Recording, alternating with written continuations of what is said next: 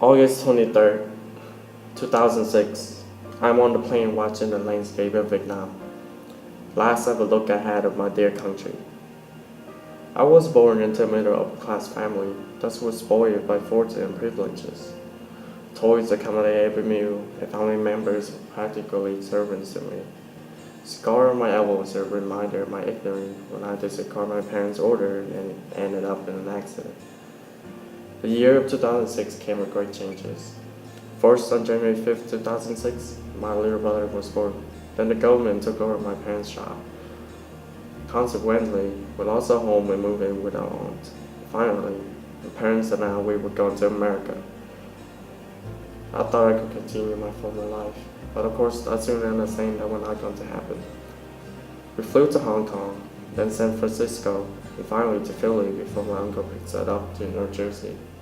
The family arrived with nothing but clothes on our backs and a few pairs of our luggage. We had no personal possession. We brought nothing but our memories.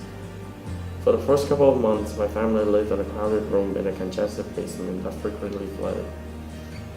Finally, I recognized my whole life was over when I dropped my little brother.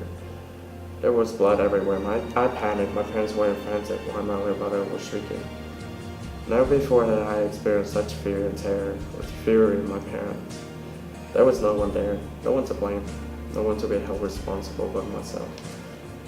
Fortunately, my auntie and nurses stopped the bleeding. That incident changed, haunted, and prepared me for the next part of maturity. Life became harder when we moved to Camden. For the next 4 years, I moved to a new home and a new school every year. Friends were hard to make, especially since I can barely speak English.